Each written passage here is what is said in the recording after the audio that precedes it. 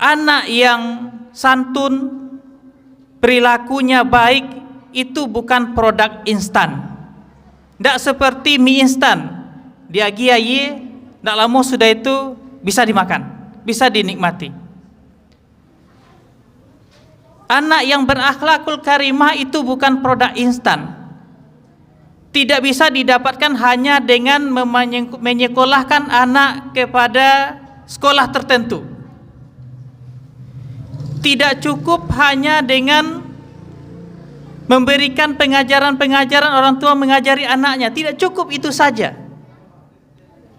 Tetapi itu adalah sebuah program jangka panjang, hasil dari sebuah program jangka panjang.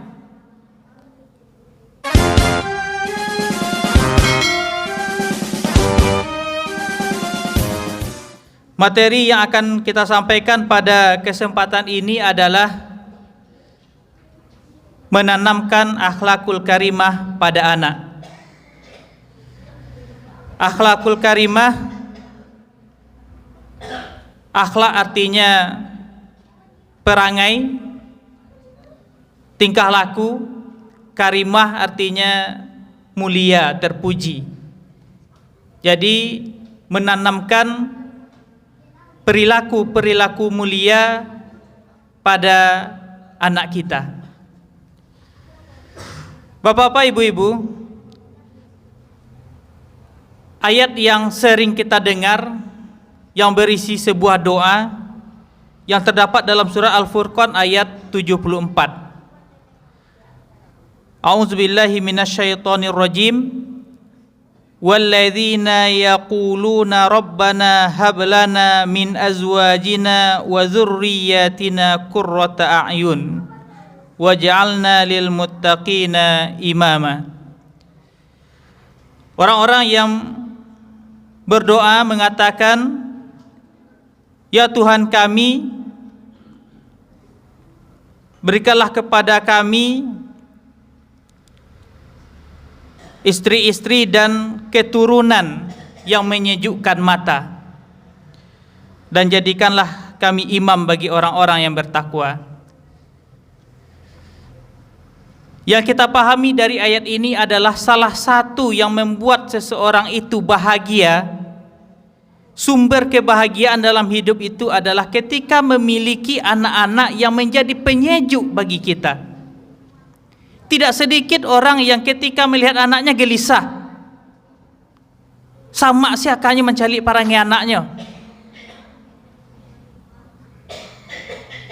Tetapi ketika mendapatkan anak yang qurratul a'yun, yang menyejukkan pandangan, sanang hati mencari anak, tutur katanya santun, parangainya elok, itu merupakan salah satu sumber kebahagiaan bagi kita, bagi manusia. Tentunya Bapak Ibu, anak yang santun, perilakunya baik, itu bukan produk instan.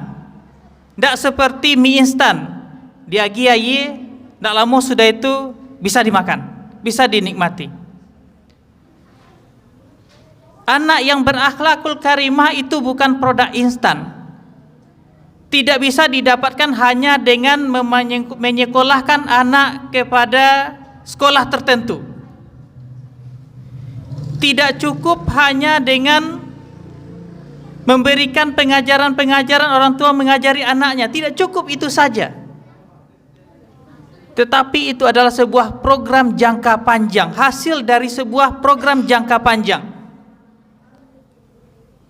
Pendidikan terhadap anak tidak hanya dimulai sejak anak itu lahir, bahkan sejak anak itu dalam kandungan.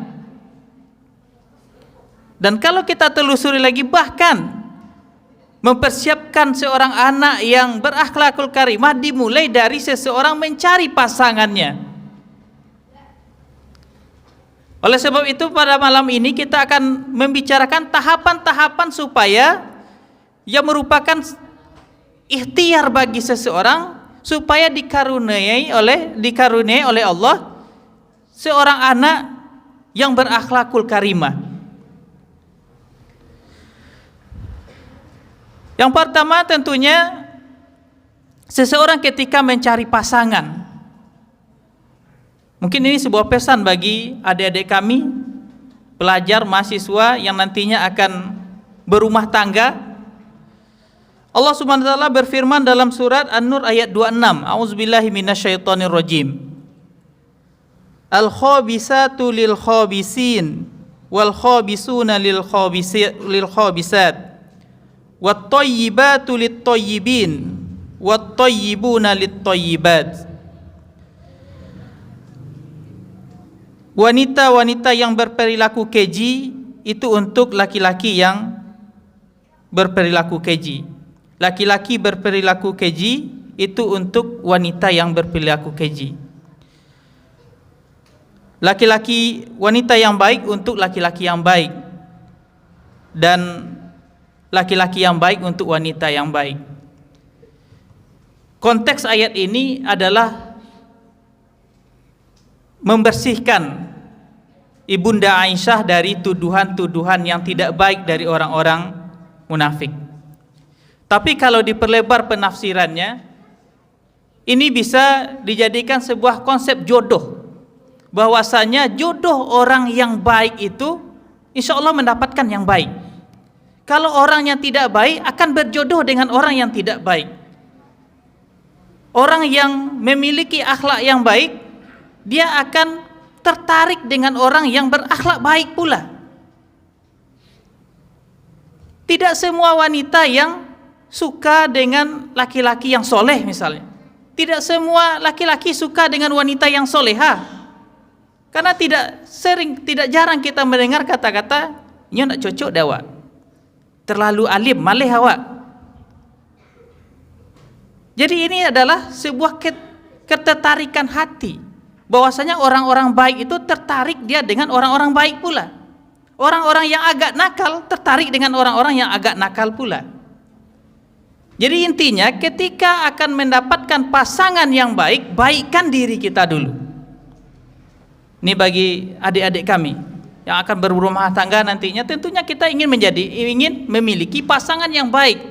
Maka kunci pertamanya adalah baikkan diri kita dulu. Insya Allah akan mendapatkan pasangan yang baik. At-thayyibuna lit-thayyibat. Orang-orang baik maka untuk orang-orang yang baik pula.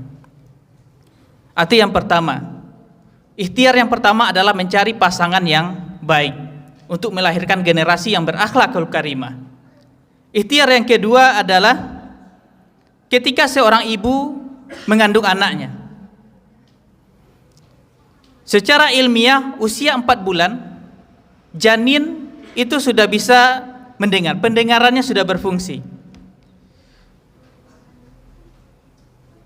Dan mendengarkan musik-musik klasik itu menurut ilmunya itu akan dapat merangsang pertumbuhan otak anak.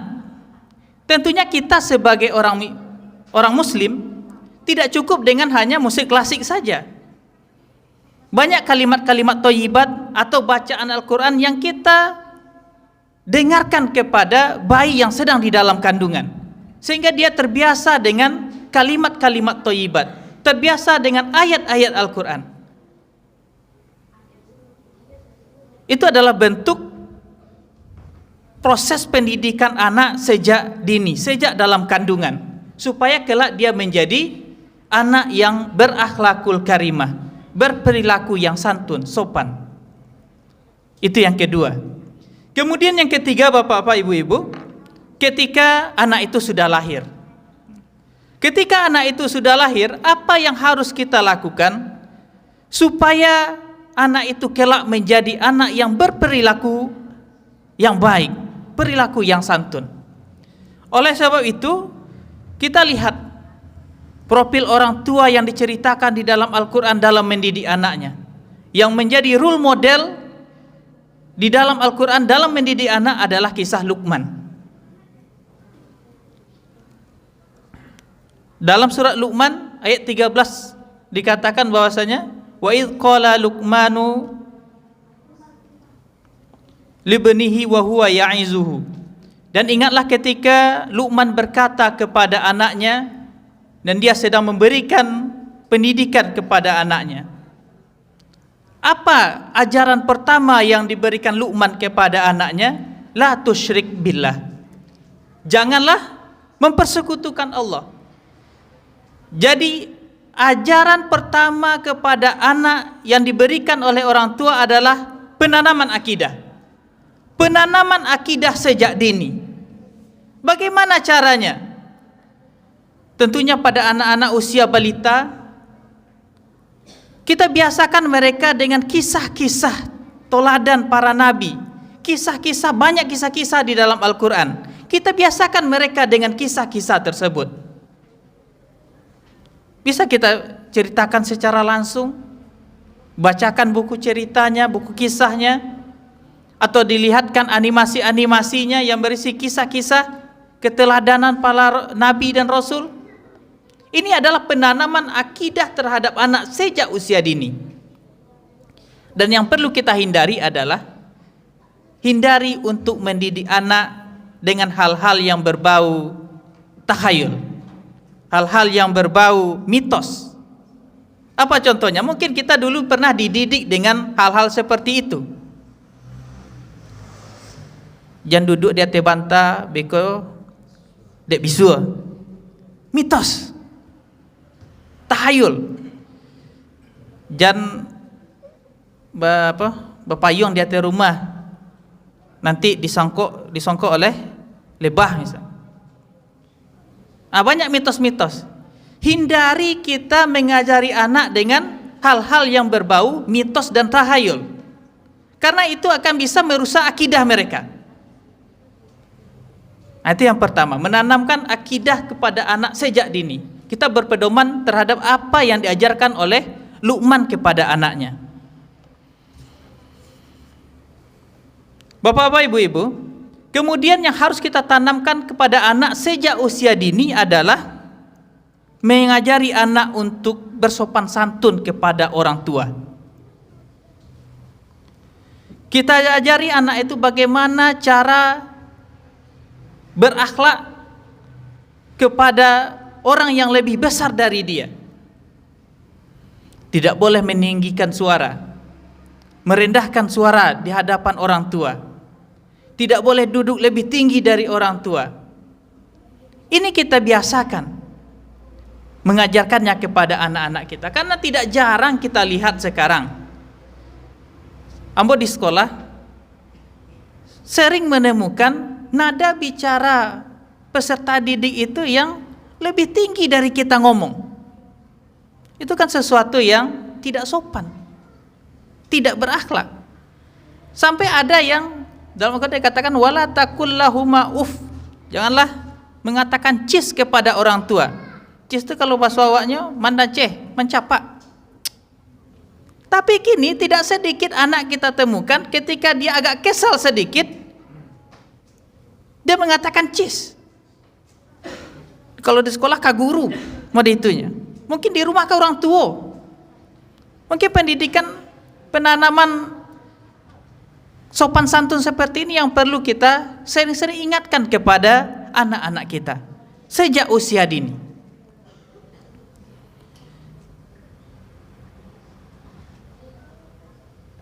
Kalau dalam keluarga mungkin makan basamu itu perlu kita biasakan. Kalau tidak bisa 3 kali sehari, setidaknya 1 kali sehari kita makan bersama ayah, ibu, anak-anak. Mungkin makan malam, makan pagi karena tak sasak pergi sekolah, pergi karajo, tidak sempat makan bersama. Siang anak-anak alun pulang. Tapi sore atau malam, insya Allah anak-anak ada di rumah. Maka kita sempatkan di sana makan bersama, makan keluarga. Sehingga ketika makan itulah orang tua bisa mengoreksi, mereview apa yang dilakukan oleh anak-anaknya dalam keseharian. Dan ketika itulah orang tua bisa meluruskan anaknya, meluruskan kesalahan, kekhilafan yang dilakukan oleh anaknya. Termasuk juga adab makan. Makan mencapak-capak, ketika itu dikoreksi oleh orang tua. Jadi menanamkan sopan santun kepada anak sejak usia dini. Itu yang kedua. Kemudian yang ketiga, Bapak Ibu, usaha agar anak ini menjadi berakhlakul karimah adalah mengajari anak beribadah sejak dini, solat. Rasulullah SAW dalam salah satu hadis, beliau mengatakan, hadis diriwayatkan oleh Abu Daud yang disahihkan oleh Imam Albani. Rasulullah mengatakan, muru auladakum bis shalah wa hum abna'u sab'u sinin. Suruhlah anakmu untuk solat ketika mereka berusia 7 tahun. Wadribuhum 'alaiha wa hum abna asyar. Dan pukullah mereka ketika tidak mengerjakan solat ketika mereka berusia 10 tahun. Mungkin ini bisa menjadi refleksi bagi kita, apakah ini sudah kita terapkan kepada anak-anak kita. Di sekolah, kamu pernah bertanya ke anak-anak, siapa kalian yang pernah dipukul oleh orang tua karena kalian tidak mengerjakan sholat? Ada satu lokal yang berisi 30 orang mengatakan, awak pak, seorang orang. Ada yang mengatakan, tidak ada yang menunjuk. Tidak ada yang pernah merasakan dipukul oleh orang tua karena tidak mengerjakan sholat. Ini kita miris melihatnya. Saya katakan pada anak yang mengatakan saya dipukul itu, beruntunglah kamu punya orang tua yang mendidik anaknya beribadah sejak dini. Ini perlu refleksi bagi kita. Apakah kita telah mendidik anak kita untuk beribadah sejak dini? Nah, kalau dalam hal ini sholat, di usia 7 tahun kita sudah mengajak anak untuk sholat. Bapak-bapak, ibu-ibu hadirin sidang jamaah tarawih yang dirahmati Allah. Nah, satu lagi, yang keempat yang bisa kita lakukan untuk mendidik anak kita supaya berakhlakul karimah adalah memberikan keteladanan. Ini yang paling penting. Ada sebagian orang tua yang hanya bisa memberikan aturan-aturan bagi anaknya, tetapi itu tidak berlaku pada dirinya. Misalnya, tidak boleh megang HP, beraja. Ketika anaknya meletakkan HP, anaknya beraja, orang tuanya sibuk main HP. Kalau ini yang terjadi, maka anggapan si anak adalah waktu ketik awak tidak boleh main HP. Nantilah gadang boleh main HP. Jadi yang terfikirnya kalau lah gadang so pupuh main HP. Kalau orang ketik belum boleh main HP, itu yang ada di pikiran anak. Jadi orang tua ketika memberikan aturan kepada anak, dia harus juga memberikan keteladanan. Kalau membatasi anak untuk memegang HP, orang tua juga harus memberi keteladanan, tidak terlalu larut pula dalam HP, dalam memegang HP misalnya. Nah, seperti itu. Kemudian dalam pembiasaan akhlak misalnya, jangan gengsi orang tua berterima kasih kepada anak. Jangan gengsi orang tua meminta maaf kepada anak ketika melakukan kesalahan. Sehingga dengan demikian anak pun tidak gengsi untuk meminta maaf ketika dia melakukan kesalahan. Anak pun tidak berat lidahnya untuk mengucapkan terima kasih ketika dia mendapatkan kemudahan dari orang lain. Ini yang perlu kita biasakan. Karena fenomena saat ini, orang susah untuk mengatakan kata maaf itu. Orang susah mengatakan terima kasih. Walaupun kecil yang dilakukan oleh orang, tapi perlu diapresiasi dengan kata-kata terima kasih. Dan itu dibiasakan bisa dari keluarga dengan tauladan yang diberikan oleh orang tua kepada anaknya. Bapak-bapak, ibu-ibu, anak-anak kami sidang jamaah tarawih yang dirahmati Allah, barangkali itu yang bisa kami sampaikan pada kesempatan ini. Tentunya harapan kita sama-sama memiliki anak. Harapan kita tentunya anak itu menjadi anak-anak yang menyejukkan mata kita, anak-anak yang menjadi salah satu sumber kebahagiaan bagi kita, anak-anak yang memiliki akhlakul karimah, perilaku terpuji. Sehingga dengan langkah-langkah yang kita lakukan tadi, insya Allah anak-anak kita itu menjadi anak yang soleh dan soleha. Kita perkuat akidahnya sejak dini, kita ajari bersopan santun sejak dini, kita ajari beribadah sejak dini, dan tidak lupa kita berikan toladan kepada mereka. Pengajaran yang kita berikan kepada anak-anak itu tidak hanya berlaku pada mereka, tapi yang terpenting adalah kita berikan toladan. Ayah begini, ibu begini. Jadi mereka bisa mencontoh perilaku-perilaku baik itu dari orang tuanya. Mungkin itu saja. Billahi taufiq wal hidayah. Mohon maaf atas segala kekurangan. Terima kasih atas segala perhatian. Mungkin telah melewati waktu ya Saidi. Assalamualaikum warahmatullahi wabarakatuh.